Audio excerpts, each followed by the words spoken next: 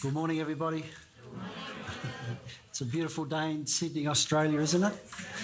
Where would you want to be? Anywhere else? There's nowhere else you'd want to be today, is there? What a beautiful place. What a blessed country we live in. You know, I pulled up in the car this morning and I'm walking across to the building here and I look and we have a beautiful building that we can come to. We have a car park that we can pull up in. We have beautiful gardens here. We have a coffee shop.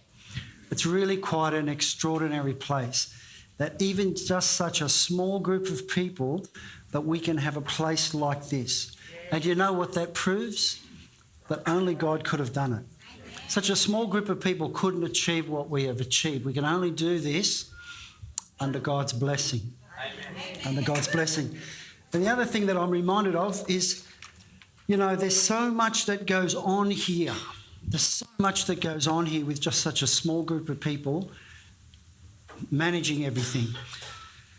Just at a local level, you know, we have counselling that goes on here. We have healing rooms that go on here. We have refugee services. We have food services. We have youth ministries. That's just on a local level. On a national level, we have outreaches all around the country. We have the Share the Holy Spirit conference once a year, and people from all over Australia come to that conference.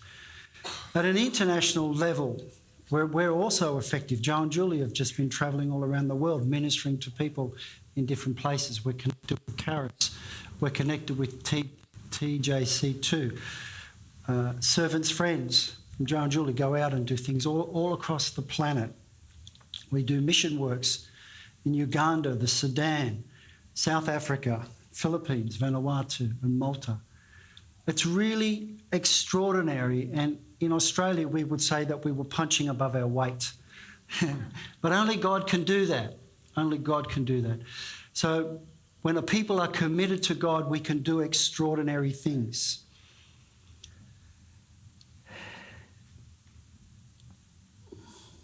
When we stay faithful to the vision, and you people have remained financially faithful to the vision that God has given us, we can do extraordinary things. Now, as Richard just said, in next week we have the biannual collection, and you're all familiar with that. And you're all familiar with the fact that I get up here every time just before that collection, and you're probably all thinking, oh, here we go again. Philip Leslie's trying to drum up some dough, okay? He's trying to convince me to open my wallet. Thank you. I love you too.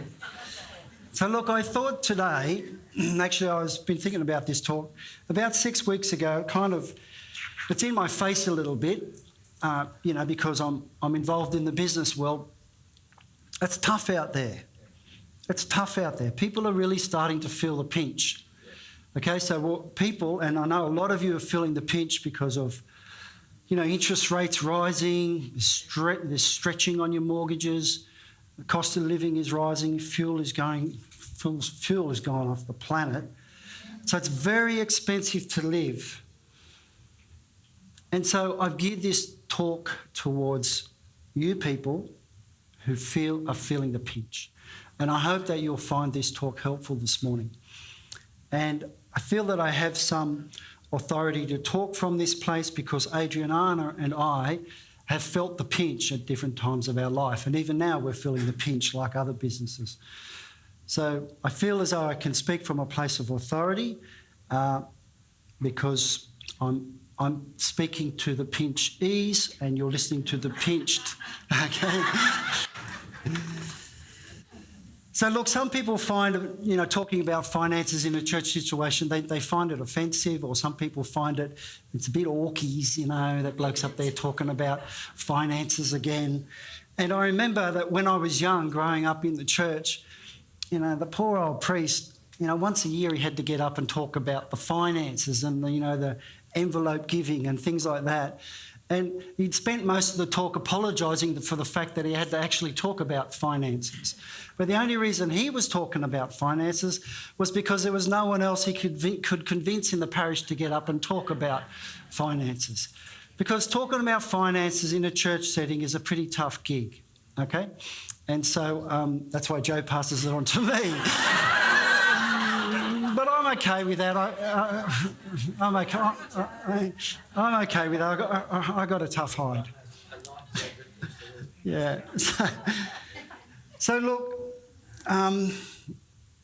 but interestingly, whilst we don't like talking about finances in a church setting, Jesus had no problem talking about finances. He didn't have a problem talking about finances in his ministry. And in fact, a quarter of all the parables, that's 25% of all the parables, actually talk about money and the effect that money has on us, okay? And the lessons that can be learned out of that. And, why is that? Why would Jesus commit that many parables to talking about money? Simply because money, more than any other thing, will affect our hearts.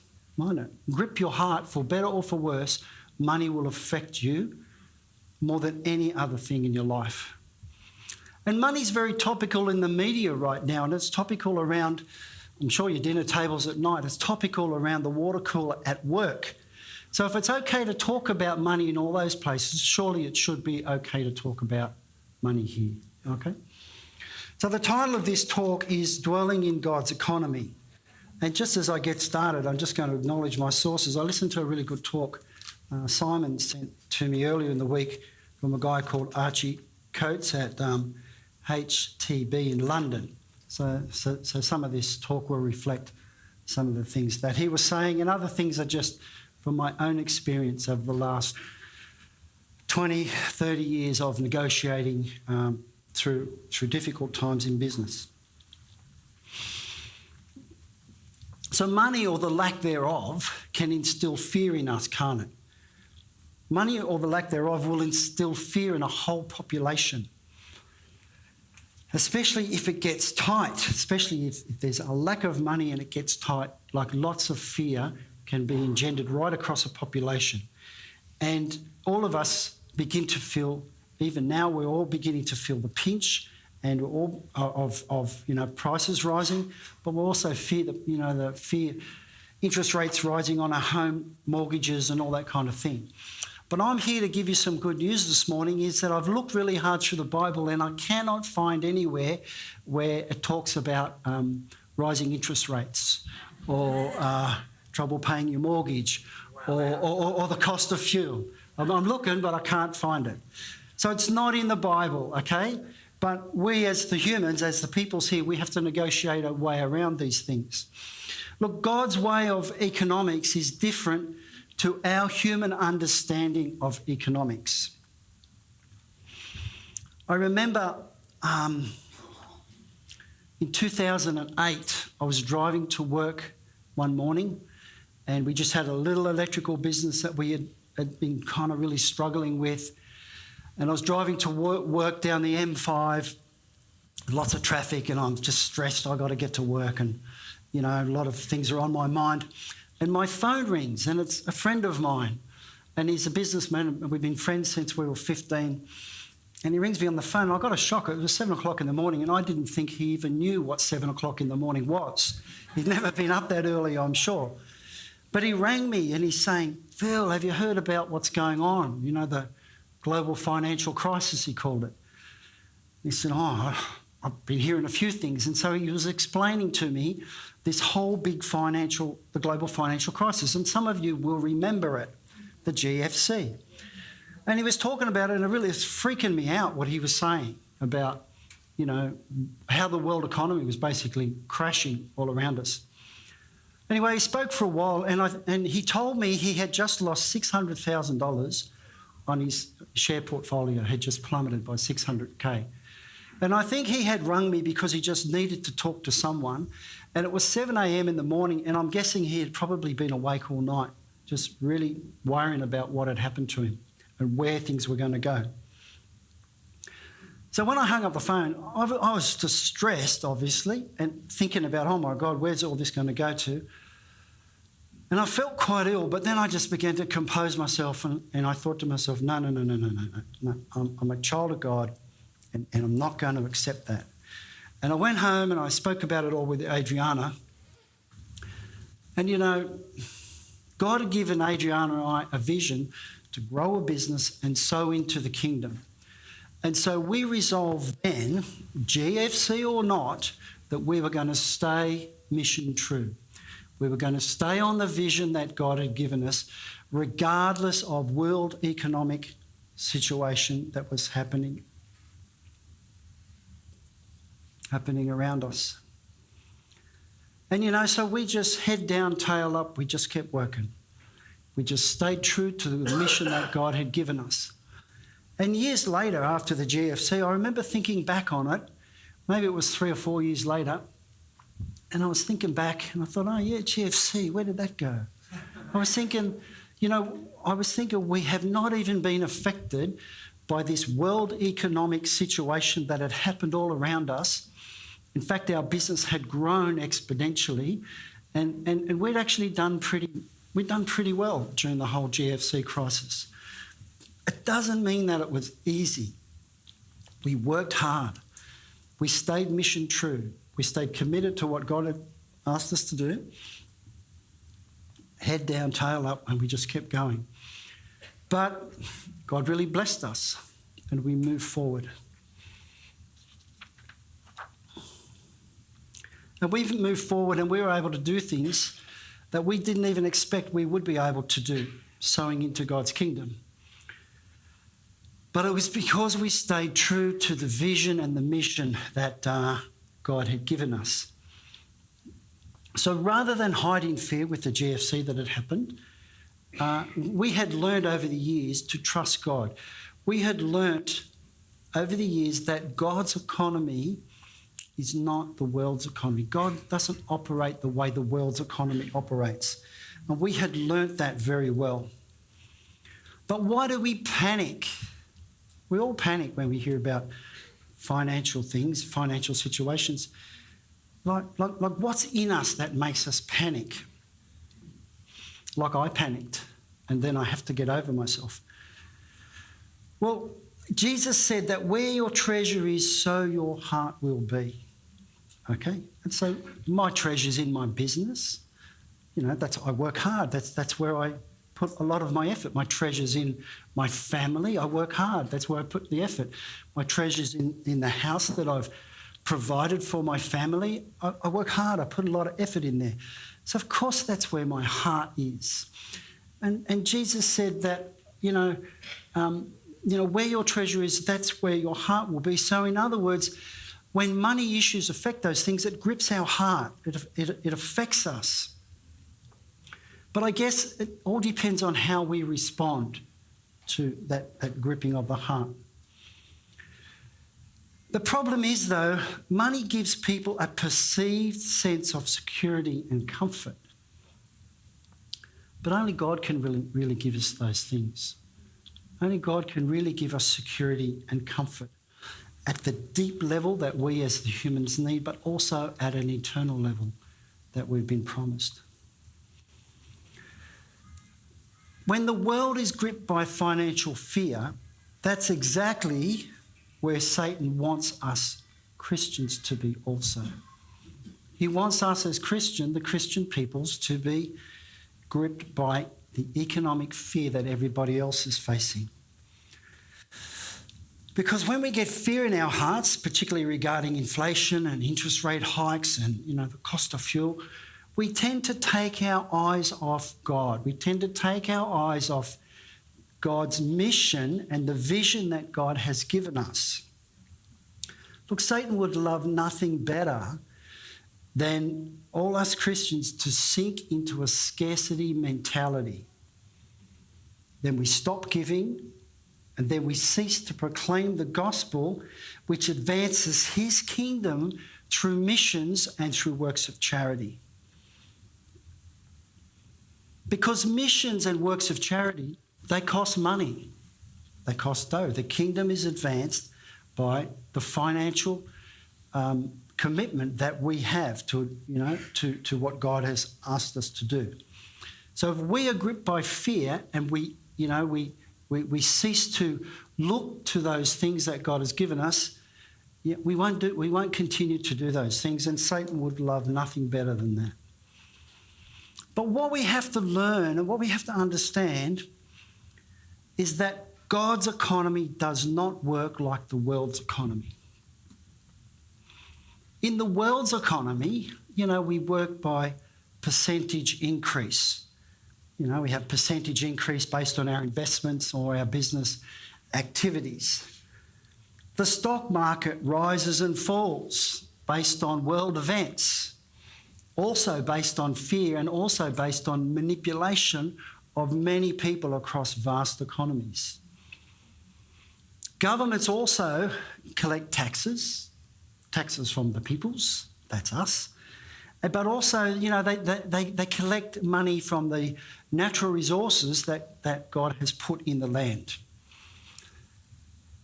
Our economic system also relies on the fact that our balance sheets must balance. We all know what balance sheets are, don't we? You're all familiar with the balance sheet. You've got to spend this much here, but you've got to earn this much here. And they've got to balance, don't they? Housewives are particularly good at balancing the budget because they get a certain amount of money here and they've got to go out and they've got to provide food and clothing, school fees. It's got to balance. It doesn't work if your balance sheet doesn't balance. Our accountant comes to us every year with reams of paper and it's all balance sheet. Everything in the company has to balance. The tax department wants to see your balance sheet. It's all got to balance. We spend money on one side of the balance sheet. We've got to make sure that we've got income coming in on the other side of the balance sheet. Look, every month or so, I'm at work and I'm out in the field somewhere, I'm down the workshop, I'm out with the guys, I'm wherever I am, and I can't get back to the office, and I'll walk in the office and Adriana will go, yay! She's jumping up and down the seat. Honey, what's going on? She says, oh, I balanced. Because she's well done, all right. She's got to go through our accounting system, MyOb, our little accounting system. She's got to go through and she's got to make sure that all the income is set against all the money that went out, and everything has to balance. It's got to balance down to the cent, right down to the cent. It cannot be out of balance. The accountant won't have a bar of it. And sometimes she's out by $5 or so. I think one month it was $5.12. And she's there for hours and hours trying to figure it out. And I got so frustrated because I wanted her to get on with other stuff. And I said, honey, I'll give you the $5. I'll give it to you. But she said, that doesn't work like that. And about an hour later, she's, yeah, found it. And so, it brings a great joy when the balance sheet balances. But like I said, women are particularly good at it. I'm no good at it. I'm not real good with budgeting. I certainly couldn't get a balance sheet to balance. But our world economics dictates that balance sheets must balance. But balancing your budget at home, balancing the budget, getting the budget right at work and making sure everything balances, that's good stewardship, and it's called financial responsibility. And we should all partake in that. We have to get good at it. However, in God's big picture, his economy is different. He does things differently. God doesn't work in percentage increase. He works in multiples of 30, 60 and 100. Okay?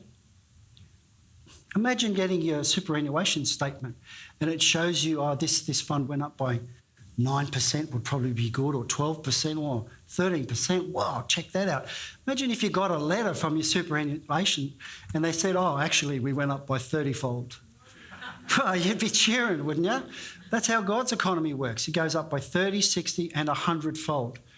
And you know what? God's balance sheet never balances. Never balances. We're all trying to get our balance sheets to balance, but his balance sheet never balances because it's always tipped in our favour. It's always tipped in our favour. So when we continue to work under the vision that God has given us, the scales always tip towards us.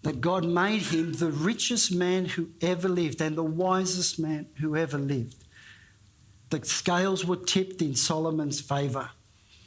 In fact, Jerusalem at the time was so rich that silver was considered as of no value. There was so much silver available. So God's balance sheet was tipped in favour of Solomon because Solomon was on mission. Solomon was doing what God had asked him to do. Look, the world's economic wisdom suggests to all of us that give and you will have less. And then you'll have to work hard to get back what you gave away. It's nuts, isn't it? Give and you'll have less, and then you'll have to work hard to get back what you gave away. It's not very encouraging.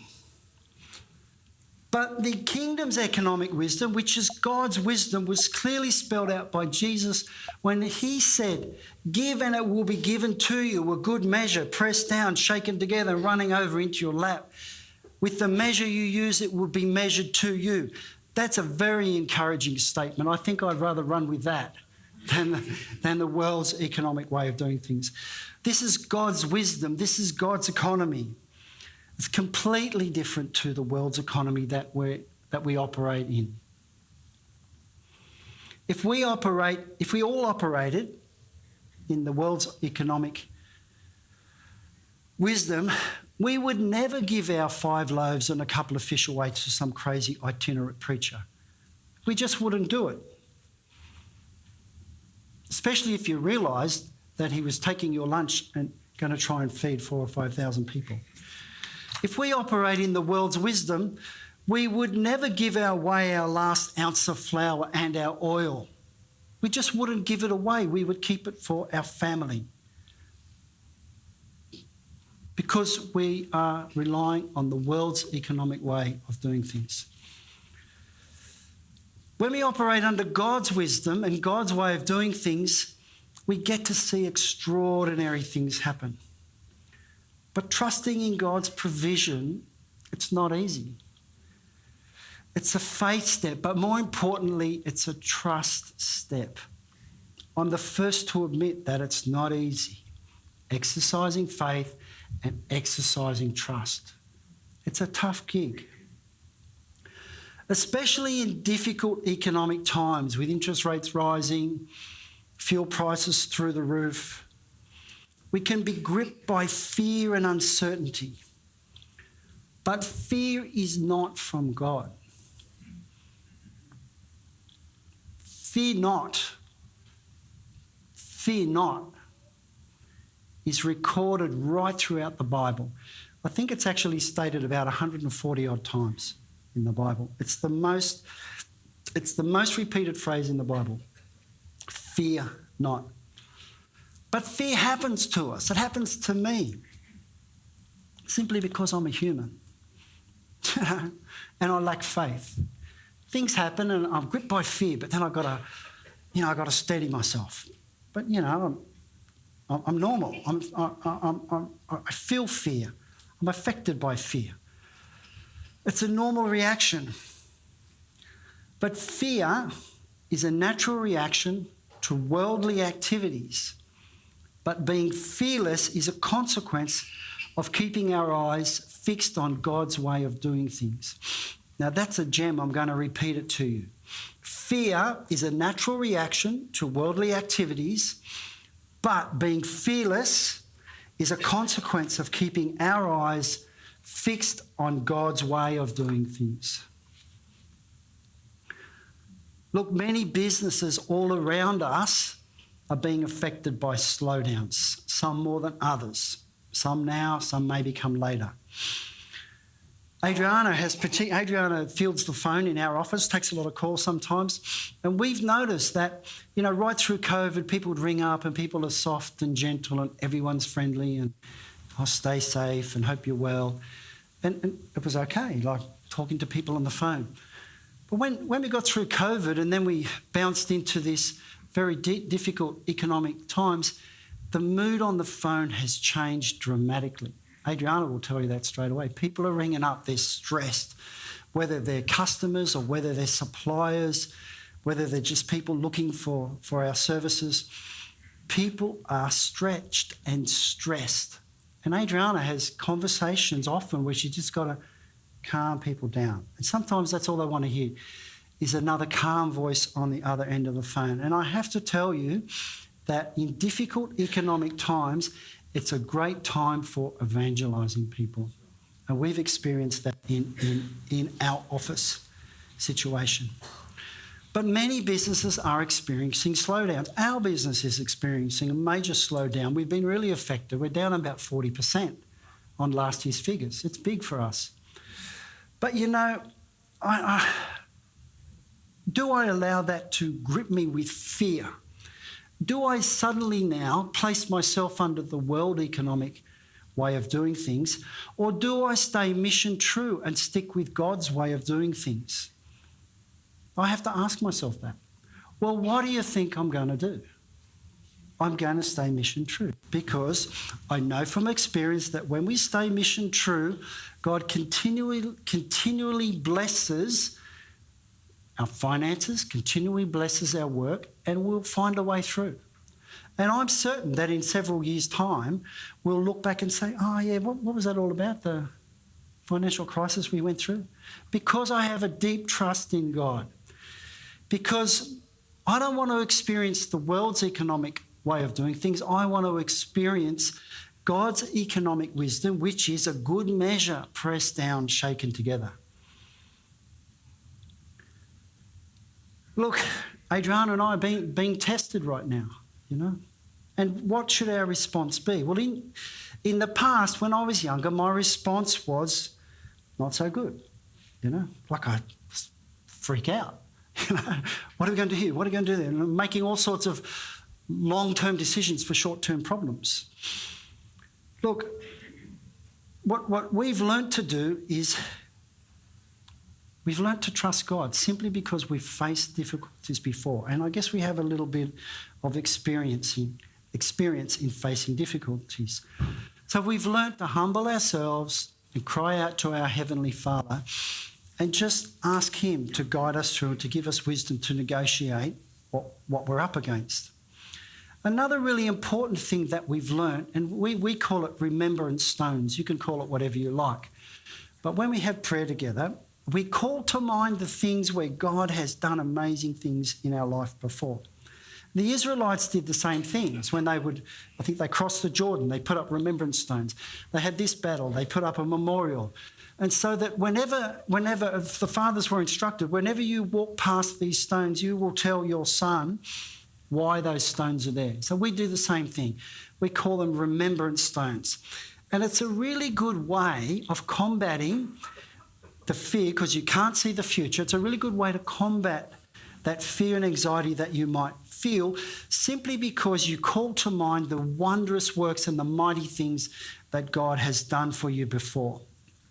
You know, we might remember things like, you know, we had no work. I remember that time that project came out of the blue. It was a very profitable job. Or I remember once we were so broke, our washing machine broke.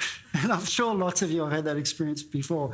The washing machine breaks. And just out of the blue, Adriana's father rings up and says, oh, would you like a new washing machine? You know, or fridge. The same thing happened to a fridge. And many of you will have those same stories where, wow, God, you know, lots of you have told me stories before. Wow, someone gave me this, or just out of the blue I got that, or someone gave us a new car. Like, many of you already have those remembrance stones. And, you know, when we are faced with economic times, you know, our response is that, well, God, you have given us a vision. You've told us what you want us to do, and we are not going to be diverted from that vision. Whatever comes our way, we are going to stay mission true. God's given us a kingdom vision, and so it's within that kingdom vision that we commit our time and our resources and our finances. It's the same here at Servants, at this community. You know, God's given Joe and Julie a vision, and they stay mission true. They've stayed on that vision now for several decades, and we are all blessed by that. And as such, servants of Jesus as a whole has a mission and a vision, and we should not change the direction of that mission or that vision simply because of what's going on around us, simply because we're gripped by fear of economic downturn and, changing times around us. Most of you are probably very aware of the mission and the vision that God's given each of you. In fact, you wouldn't be here if you didn't feel called. You wouldn't be here if you hadn't felt God had given you, vision to do this or mission to get this done. You wouldn't be here otherwise. So don't be robbed. Don't be robbed by the worldly fear and anxiety that is happening around us. Stay true to the vision that God's giving you, and you will then remain under God's economy. When you stay on your mission and stay on your vision, you remain under God's economic realm, kingdom, realm. You stay. That's where you will operate. Guys, let's be real about this. A spirit of fear has been released across the planet in three very effective ways. Pestilence, we've just been through it. COVID, for a couple of years. So people are still really fearful of that. I mean, I'm driving around in the bush near our place and there's people walking through the bush on their own still with a mask on. I think, what are they going to catch COVID from a koala? I mean, that's fear to me. That's fear. I know that people need to wear masks around other people because they're vulnerable, but I'm not so sure out in the bush. But anyway, I'll leave that up to you. The other way is wars. So we've got pestilence, is releasing fear, wars and rumours of wars.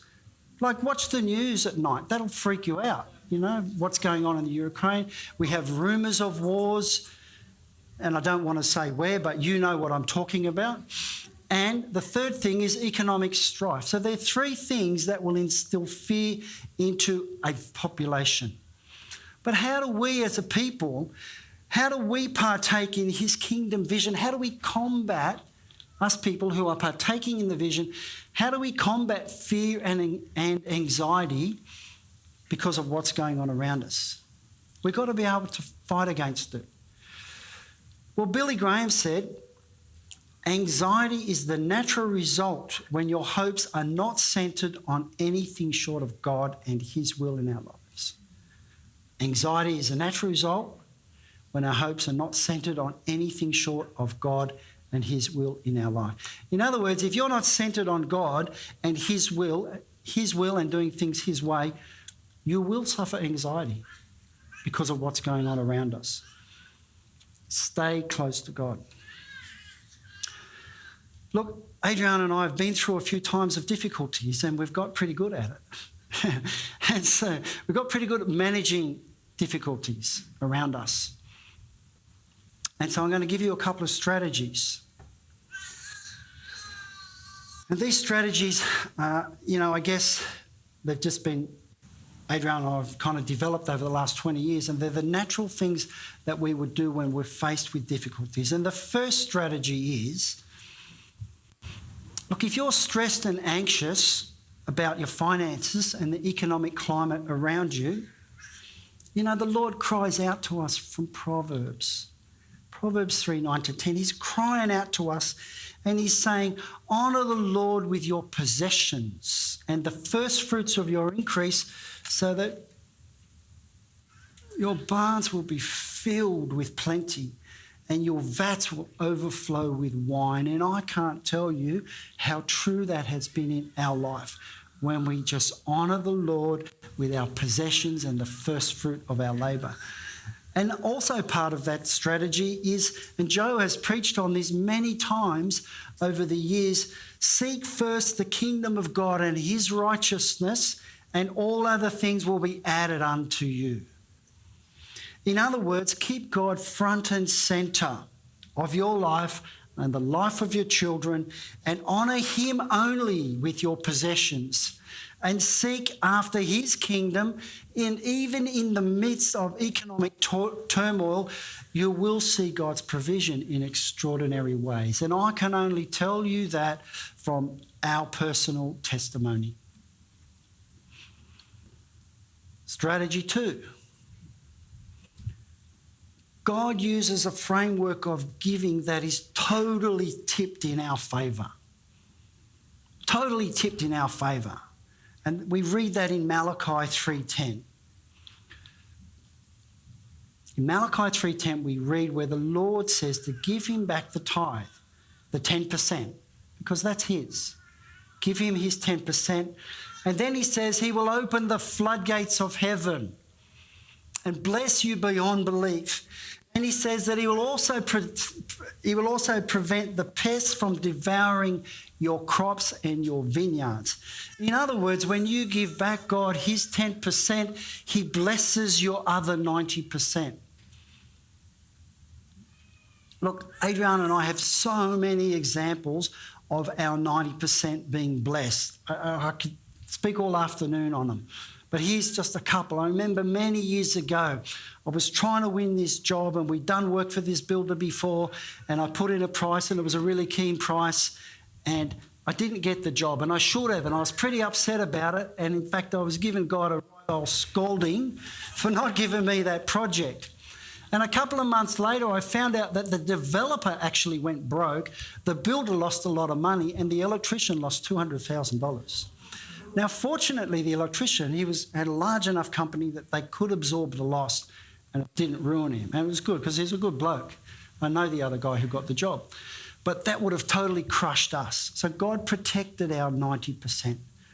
Okay? And even just a few days ago, I was talking to someone, and they were saying that they'd had to rush out late on a Sunday afternoon and buy a couple of mattresses for home, and they saved $2,000.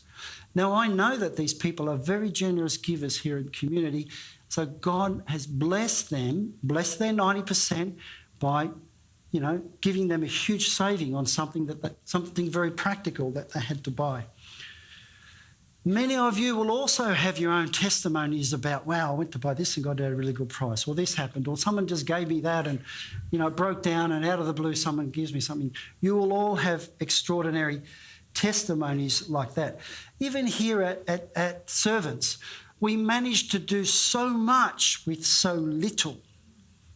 We're punching way above our weight on the world stage, on the national stage, and on the local stage, we punch way above our weight.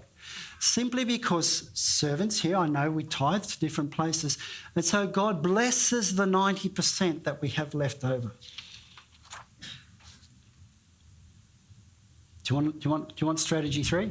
Yes, please. I've given you 1 and 2, strategy 3. And I can't tell you how this strategy has blessed our life beyond belief. You read this in Deuteronomy 28. And we spent years praying Deuteronomy 28. Like about 20 years ago, we really focused on Deuteronomy 28 because we were in a very difficult time of our life. And we were just desperate. We were desperate to see God move on our lives and the lives of our family. And Deuteronomy 28 is basically the blessings for obedience. The blessings for obedience. And basically it talks about staying God-centered, follow the Lord, dwell in him, and you will be blessed in the city and blessed in the country. And your crops will be blessed. The fruit of your will be blessed. Your basket and your kneading bowl will be blessed. You'll be blessed when you come in, and you'll be blessed when you go out. The Lord will send a blessing on your barns, and everything you put your hand to, he will bless. Your enemies will run at you from one direction and they'll flee in another direction. The Lord will open the heavens and send rain on your crops. That's a blessing on your business, or blessing on your work environment.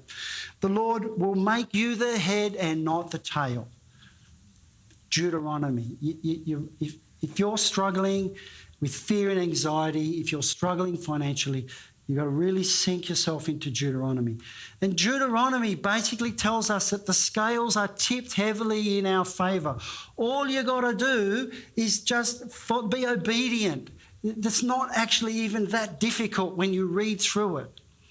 The bar's not too high. The barrier to entry is very easy. You step over the bar. It's not like a high jump. And when you do that, the scales are tipped so far in your favour you can't even believe it.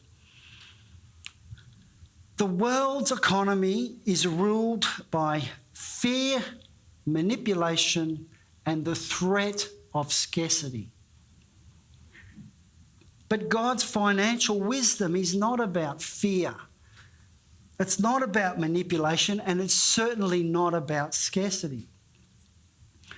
God's financial strategy is one of faith and multiplied blessings as we stay focused on his vision for us, our families, and the community that we belong to. But see, we all need to decide ourselves. At an individual level, we need to decide which economy we want to dwell in. Do we want to dwell in the world's economy, or do we want to dwell in God's economy? Even as a church or a community, we also need to decide which economy we're going to dwell in. When we operate in the world's economy, we dwell in fear of economic downturn. And this puts limitations on our kingdom effectiveness. So worldly economics puts limits on our kingdom effectiveness. But when we choose to operate in God's economy and dwell under him with the expectation of provision, multiplication, and God protecting that 90%, then he removes limitations from our kingdom effectiveness. So God's way of economics removes limitations on our kingdom effectiveness, and the world's way of economics puts limitations on our kingdom effectiveness. Look, it's been a difficult year for many people. We've stumbled out of COVID lockdowns, and now we're stumbling into an era of high interest rates and inflation. And in the last 6 months, we found business difficult, lots of people. When I talk with many people, they're all experiencing, financial stresses and strains, and everyone needs to make adjustments. Like we have to make adjustments in our life to suit, the changes that are going on around us. We have to make adjustments, for the changing economic environment. But we only manage these changes, but we don't abandon the vision that God has given us for the advancement of his kingdom. So we're making changes in our life just to kind of negotiate these times, but we haven't changed the vision that God has given us. We are staying mission true because we know that God will provide for us where he's asked us to do certain tasks. There'll be no change. In fact, there'll probably be growth. I trust God when he's put us on mission and vision. I trust him that he will make provision for us. But we all need to be resolute in our decision to dwell in God's economy and to implement his economic strategies within our individual lives and even in our corporate existence as a church. Like many people, I've been under pressure because of the shifting economic situation around me. But, I have to tell you that I've been under a lot of pressure this year, but I felt a joy that I had never felt before. Like I was talking about this with Adriana, we were walking about a week ago, and we're talking about some of the difficulties that we faced in the last 6 months. But I have a joy in me that I've never experienced before. And I know that joy has come from the fact that we're experienced in managing difficulties around us because it's happened many times, and this time we've probably responded well. We've kind of grown up a little bit, And I know that I'm now experiencing joy simply because I'm probably responding the correct way. Another really extraordinary thing that's happened is I can't tell you how many hours I've been working per week in the last 6 months, because I wouldn't, it's embarrassing. It's too many hours. I shouldn't be working that much. But the really amazing thing about it is, like sometimes I've been at work on a Saturday morning at 3:30, 4 a.m. because I've got a big day ahead of me and I want to be home by lunchtime, have lunch with Adriana. But you know, I'm working away, I'm down in my workshop, and I feel God's pleasure. You know, I'm working away quietly on my own, or I'm listening to a talk, or I've got some music on, but I feel God's pleasure. I've never felt that before. I've never felt that in my whole life. And Simon actually mentioned it last week, and it really struck a chord with me when he was talking about that runner out of that movie. And he said that when he ran, he felt God's pleasure. Yeah, Eric Little. Feel God's pleasure. Wouldn't you like to feel that? Wouldn't you like to feel a joy in the midst of economic toil? Wouldn't you like to feel God's pleasure when you just go on about his work? You know, we work hard. We're all called to, you know, God gives us all different gifts. You know, we're all skilled in different ways. And when we apply those gifts and we work and we offer our work up as a part of our worship, we get to experience God's good pleasure. It's like a father watching his child do something for the first time, or do something over and over and getting it right. As a father, you feel pleasure for your children. It's the same thing. And I'm reminded about that scripture from Habakkuk, which is one of the great statements of faith, and Adriana read it out earlier. Though the fig tree does not bud, and there are no grapes on the vines, though the olive crop fails, and the fields produce no food, though there are no sheep in the pen, no cattle in the stalls, yet I will rejoice in the Lord, and I will be joyful in God my Saviour. Guys, find yourself dwelling under God's economic wisdom and stay committed to the vision that he's given you regardless of the economic climate around you. And if you do that, you will see God's provision for your life. You will experience protection of the 90% as you follow God's framework for giving. You will feel God's good pleasure when you go about the tasks that he has set before you. You will experience a removal of the limitations that the world would want to place on you. And you will work in a kingdom way with no limitations. And as you do these things, you will come to know joy even in the midst of stress and turmoil.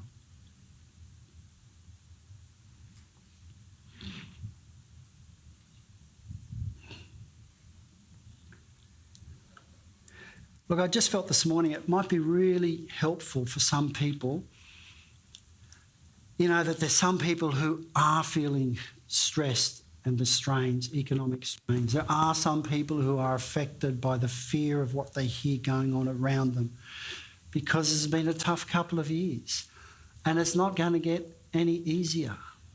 But it will get easier if you stay under God, if you stay mission true. And I just felt it might be really helpful for some people if we could pray with them here this morning. If you feel as though you'd really like to have a blessed assurance of God's provision in your life, if you felt anxious, if you felt fear in the last few months and you just want a reassurance of God's provision, we'd like to pray for you this morning. You know, we'd like to pray that the Lord would bless you. We'd like to pray that, that the Lord would give you a heart of courage so that you can stay mission true and you can experience God's provision in your life by staying mission true.